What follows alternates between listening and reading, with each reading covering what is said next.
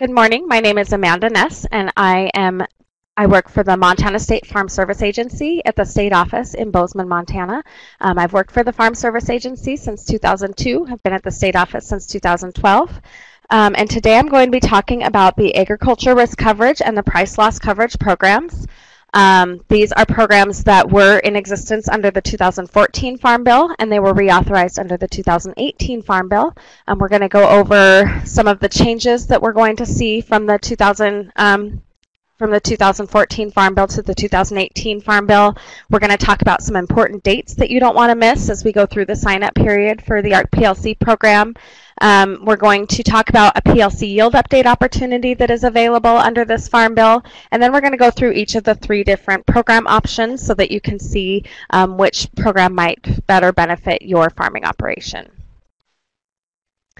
Here's the timeline. These are some of the important dates that you definitely do not want to forget. The 2019 and 2020 election period is open now, and so you definitely want to get in and make a program election sometime before March 15th of 2020.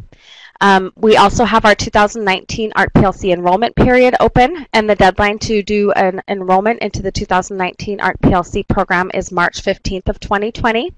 The 2020 ARCPLC enrollment period is happening now as well, but you have until June 30th of 2020 to make an enrollment into the ARCPLC program for 2020. And then we have our 2020 yield update opportunity. You can come in and do that at any point now through September 30th of 2020. This slide shows the covered commodities that we have under the ARCPLC program. These are the commodities for which you can have base acres on your farm, and these are the commodities that will trigger payments in the ARCPLC program. These are all the same covered commodities that we had under the previous Farm Bill. However, we do have the addition of seed cotton under the 2018 Farm Bill. So during this next section, I'm going to talk about some of the changes that we see from the 2014 Farm Bill to the 2018 Farm Bill. We still have the same 3 program options. We have the Price Loss Coverage Program, which is PLC. This program offers price protection only. We have the Agriculture Risk Coverage Program with the county option. That is going to be an income support program where we're going to look at prices and yields. And when we look at the yields in that program, we're looking at county level yields. And then we have the Agriculture Risk Coverage Program with the individual option, which is also an income support program, but we're looking at prices and individual yields. And we're going to talk about all those programs more as we go through this webinar today.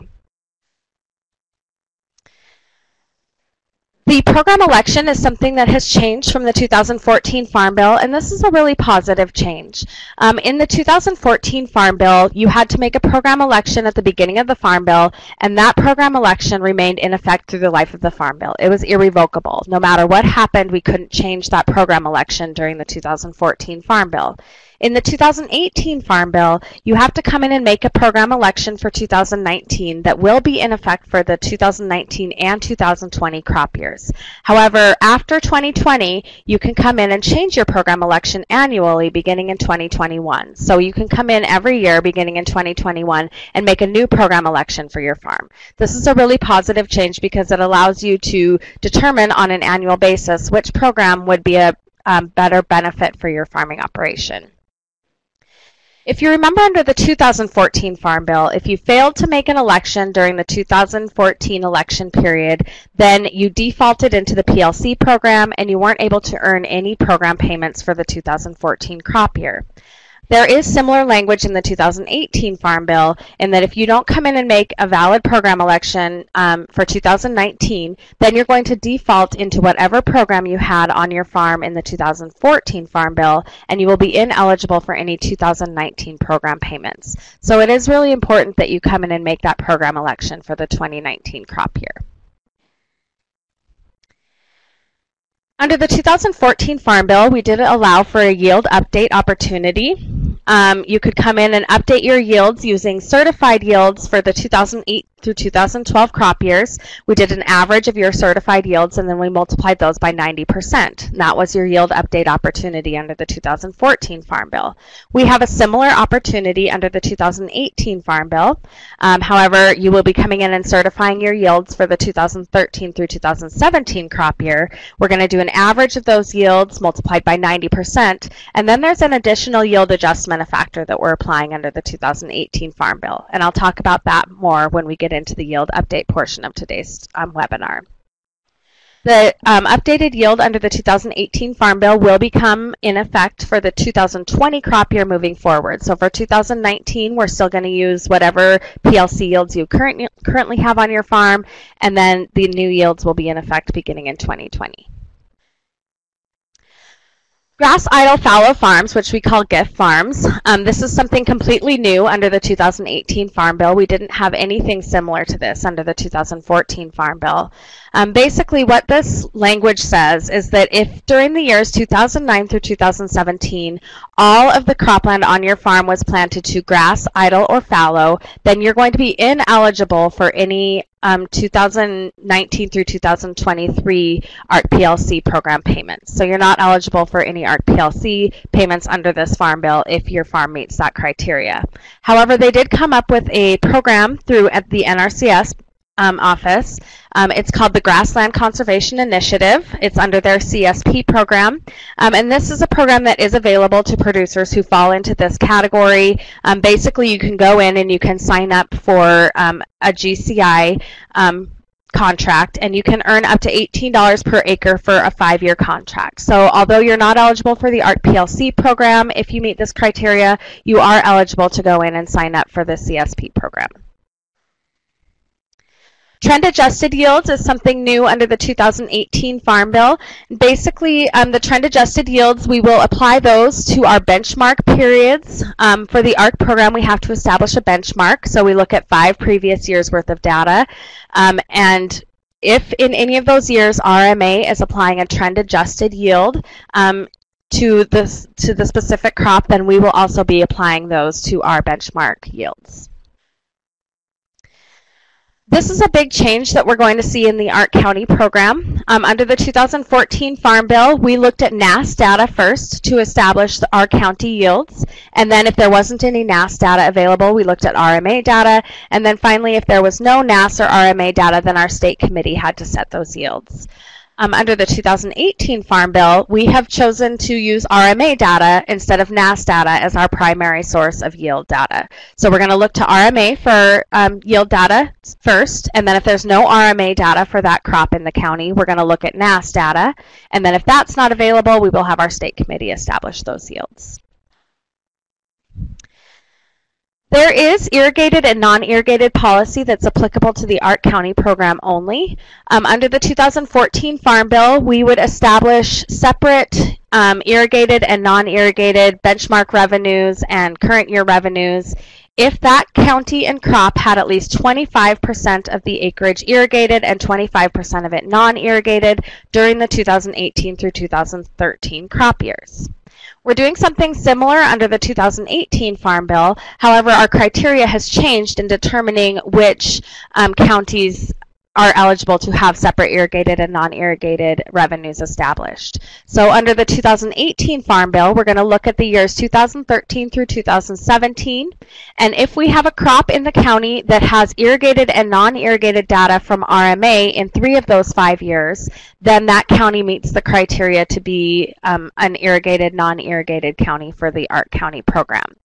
If that criteria is not met, then we look at another set of criteria. So we look at our FSA records, and if 10% of the crop was irrigated in the county and 10% was non-irrigated in the county from 2013 through 2017, and an average of 5,000 acres was planted of that crop in that county during those years, then that county would meet the criteria to be considered an irrigated, non-irrigated county for the ARC County program. If your county does not meet this criteria, then we just do a revenue calculation to include all of the irrigated and non-irrigated production from your county. This map shows the crops that have currently met this criteria to to have separate irrigated and non-irrigated revenues calculated in your county for those crops. So you can look at your specific county on this map, and it will show the crops that have met that criteria in your county. If your county is white on this map, then that means that none of the crops in your county met this criteria, and so all of your crops in your county will have blended revenues to include irrigated and non-irrigated irrigated and non-irrigated revenues. The physical county policy is something very different as well in the ARC County program under the 2018 Farm Bill. Basically, under the 2014 Farm Bill, we used the administrative county of the land to determine payments for this program. So if you had a farm that was physically located in both Gallatin and Park counties, but it was all administered out of the Gallatin County office, then we would determine your ARC County payments based on Gallatin county revenues. However, under the 2018 Farm Bill, we are looking at the physical location of the land instead of the administrative location of that land. So if in that same scenario that I talked about before, if you have a farm that has land physically located in Gallatin and Park counties, we are going to have to look at the revenues in Gallatin and Park counties and then come up with an overall loss or gain for your farm. And we'll talk about that more as we go through the ARC County program. Under the 2014 Farm Bill, when we were establishing our benchmark revenues, we have to look at 5 years worth of data to establish those revenues.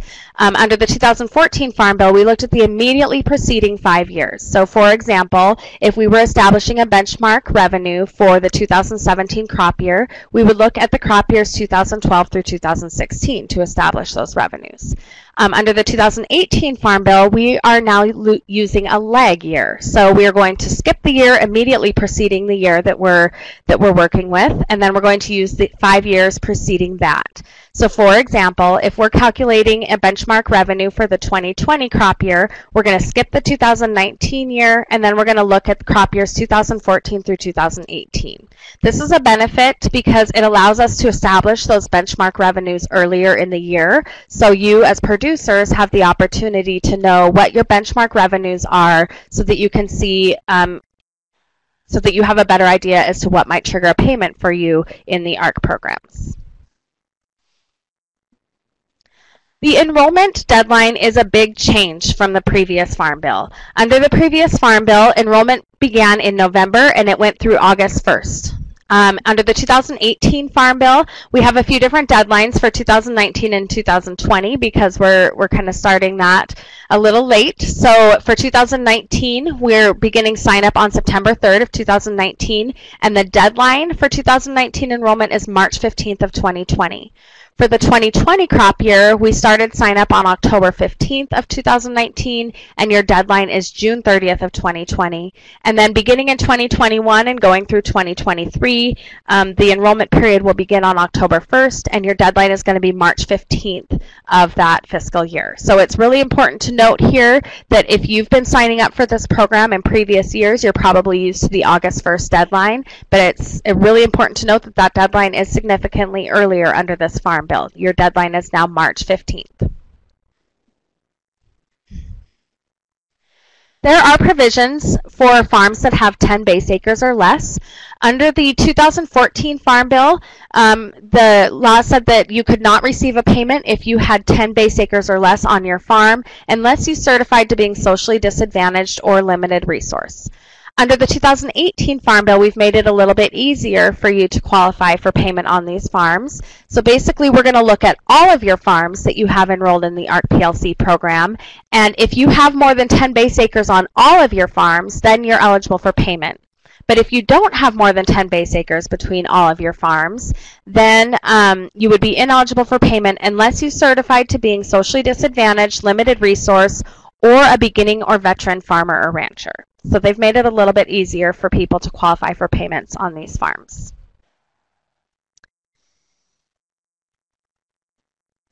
Now we're going to talk a little bit about the yield update opportunity that we have under the 2018 Farm Bill.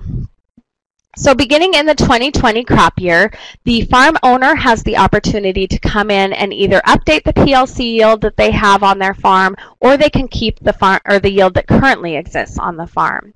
You can make this decision on a covered commodity by covered commodity basis. So you can come in and look at your options. If you have wheat and barley base acres on your farm, you can look at your wheat and your barley, and if it's beneficial for you to update your yield for wheat but not for barley, you can certainly do that. You can do it for some or all of your crops, or none if it wouldn't be a benefit to you to update your yields. The yields that you choose will be in effect beginning in crop year 2020 and will stay on your farm through 2023.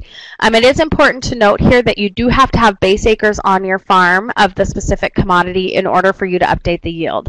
So if you only have base acres of wheat and barley on your farm, you can't come in and update a yield for corn. You can only update it for the crops that you have base acres for on your farm. The yield that you have on your farm, whether you use the current yield or you update your yield, those yields will only be used for PLC payments. However, it is still beneficial for you to come in and take advantage of this opportunity, even if you're not going to participate in the PLC program, because that's going to become the yield on your farm for that commodity. It's going to stay in your farm record. We don't know what may come up in future farm bills. So if it's beneficial for you to update your yield under this farm bill, I do strongly encourage you to come in and do that, regardless of the program election that you're going to choose. To calculate your updated yield, we're going to have you come in and certify your yields for the 2013 through 2017 crop years, and we're going to do a simple average of those certified yields. We're not going to include any zero planted years, so we're just simply going to use the certified yields for the years that you planted the crop. We're going to multiply that average by 90%, and then we're going to apply an additional national yield adjustment factor. That national yield adjustment factor is determined by looking at the average, the national average from 2008 through 2012 of the covered commodity divided by the national average yield from 2013 through 2017 for that covered commodity. This ratio is never going to be less than 90%, and it's never going to be more than 100% for the covered commodity. So this slide shows what those yield factors have been determined to be. In Montana, some of our biggest crops are going to be wheat, and so that yield adjustment factor for wheat is 95.45%. For barley, we're looking at a yield adjustment factor of 94.37%. Corn is coming in at 90%. So you can look at this slide and see what that additional yield adjustment factor is for the covered commodities that you have base acres for on your farm. There is an option for a substitute yield in the yield update calculation, and the substitute yield is going to be 75% of the 2013 through 2017 county average yield for that specific covered commodity. There's going to be a couple of cases where we're going to use a substitute yield. That we will use that in cases where maybe you just had a really low yield in one year and it falls below that 75% of the 2013 through 2017 county average yield. So in that case, we would give you the substitute yield in those years for that commodity. So you'll get the benefit of a little bit of a higher yield in that year. And then there may be situations where the crop was planted on your farm, but maybe you don't have access to the production records. Maybe it was a different owner or operator during that time, and so you just don't have access to the production records to certify a yield. So in that case, you would come in and certify to a zero yield, and we would give you the substitute yield for those years. So let's look at a couple of examples of when we will use, and how we will calculate the yield update for some farms. So in this example, we're looking at a wheat crop that's planted on the farm. It was planted in all 5 years, 2013 through 2017, and you can see here that the current yield on the farm is 36 bushels. So in this top row here, we have our actual yield certified by our producer. So in 2013, we have 45 bushels. In 2014, we have 40. 2015, he certified to 38 bushels. And in 2016, we have 42. And in 2017, the producer certified to 10 bushels. So you can see on the second row, our substitute yield is 26.27 bushels. So in each year, except for 2017, the producer's actual yields are higher than the substitute yields. So we're going to use the actual yields in each of those years. But in 2017, we're going to give them the substitute yield of 26.27 instead of the certified yield of 10, because we're going to give them the benefit of that higher yield. So we're just going to simply add those 5 yields together, and then we're going to divide that total by 5, and that's going to give us our simple average of 38.25 bushels for this producer. So now that we know what the average yield is, we're going to multiply that by 90%, and then we're going to multiply it by that additional yield adjustment factor, which for wheat is 95.45%. That's going to give us an updated yield for this producer of 33 bushels per acre. In this example, it would not be beneficial for this producer to update their yield because they currently have a yield of 36 bushels. Their updated yield is 33 bushels, and so this landowner would choose to maintain his current PLC yield of 36 bushels. So here's another example. In this example, we're looking at barley, and barley was planted on the farm in 3 of the 5 years. It was planted in 2013 through 2015. Let's just say for this example that this producer, that is the current producer, did not have the farm in 2013 through 2015. And so he does not have access to the production records, so he can't certify to a yield. So in this example, this producer would come in and certify to a 0 yield in the years that barley was planted. So barley was planted in 13, 14, and 15. So he's going to certify to a 0 for his actual yields. And so we're going to apply our substitute yields in all 3 years because the certified yield is lower than the substitute yield of 44.33. So in this example, we're going to calculate our simple average using 3 years worth of the substitute yield of 44.33. So we're going to add those 3 years worth of yields together, divided by 3 years of data, and that is going to give us an average yield of 44.33. Now that we've calculated our average, we're going to multiply it by 90%, and then we're going to multiply it by that additional yield adjustment factor of 94.37% for barley. That's going to give us an updated yield of 38 bushels per acre for barley on this farm. In this example, it would be beneficial for this producer to update their yield because they currently have a PLC yield of 35 bushels. The updated yield is 38 bushels, so this would be a benefit for that producer. Now, it's important to note here that in this scenario, we were able to give this producer a higher yield just using the substitute yield in that county for barley. So that is something that could definitely happen. So it's definitely worth it if you go in and sit down with the county office and go through this calculation to see if it would be worth it for you to update your yield.